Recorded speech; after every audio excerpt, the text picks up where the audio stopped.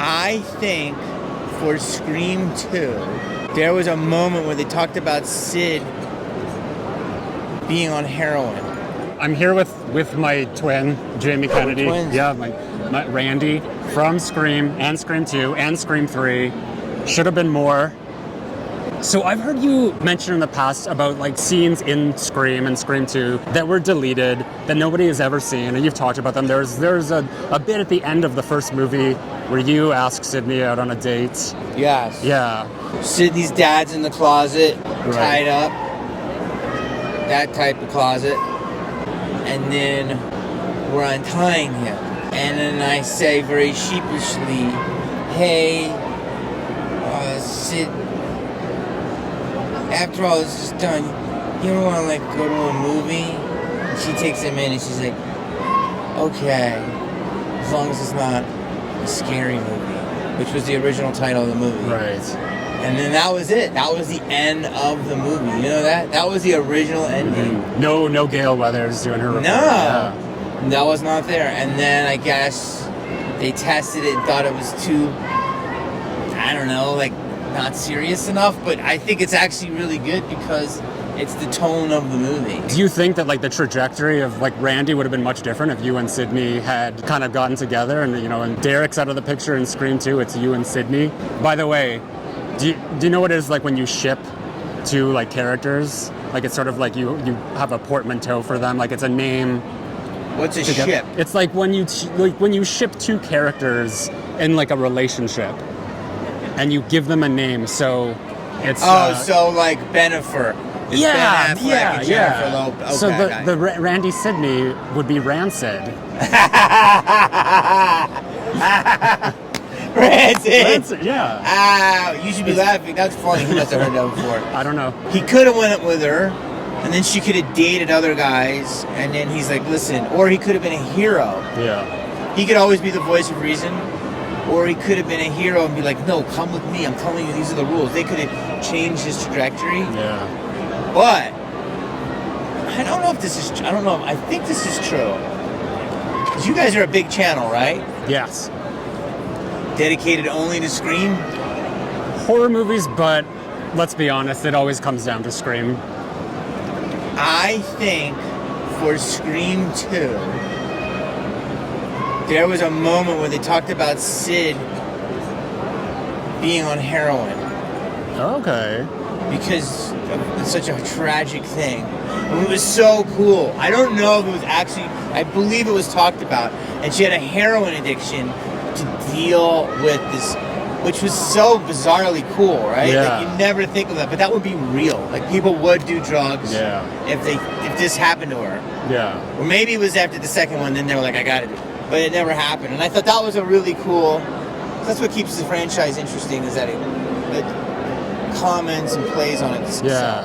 Well, I mean, obviously we're not talking to Nev, but I think what's so great about Sidney is that she is a final girl that is kind of defined in spite of the trauma that she deals with. Mm-hmm. So that's why I could never see her having an addiction or like that, because she's a true final girl in the sense that she doesn't have any. Her strength is what makes her final. She will always survive because she's a hero. Yeah. And she's a hero to, without any trying or braggadocious or force. I think Nev naturally is heroistic in her existence, so Sidney is perfectly embodied by her because it's like, oh my God, I believe that she can be strong enough. She'll feel all the pain, go through all the hell, but still survive. And I think that's a Nev Campbell trait that has gone over to Sidney. Absolutely. I really believe that. Absolutely. Now, they regretted killing you off. I'm hearing that. You've heard it for a while. Yeah. They wanted to keep bringing you back. Obviously, there was a plan in 3 that you were kind of being kept alive by your parents, and that didn't seem realistic. So you had the cameo, you had the video, but apparently you met with them for Scream 4.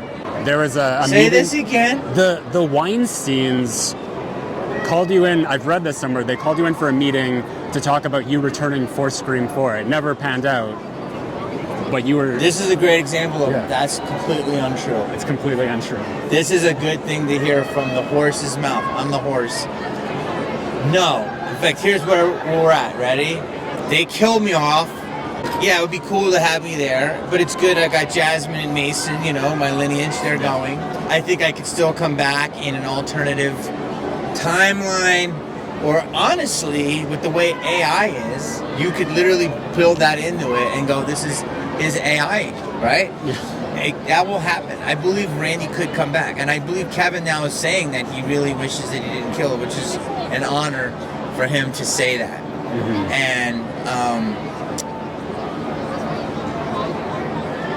I never met on 4. Yeah.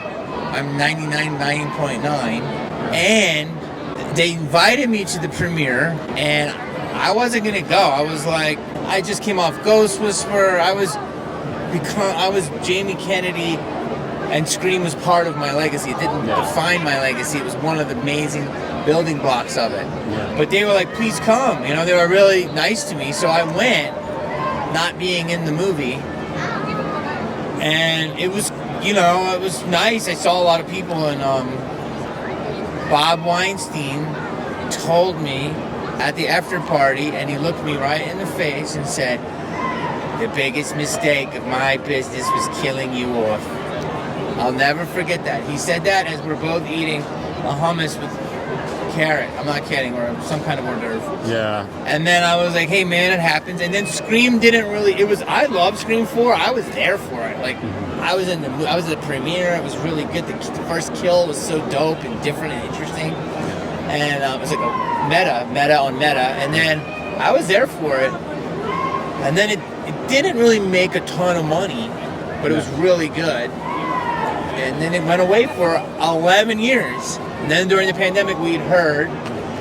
And then, you know, Matt and Tyler became the head of the franchise. I'm like, well, these guys are so interesting that this will be really interesting. And then that was it. I didn't think anything of it. And then they were so nice, and they emailed me, and we talked about,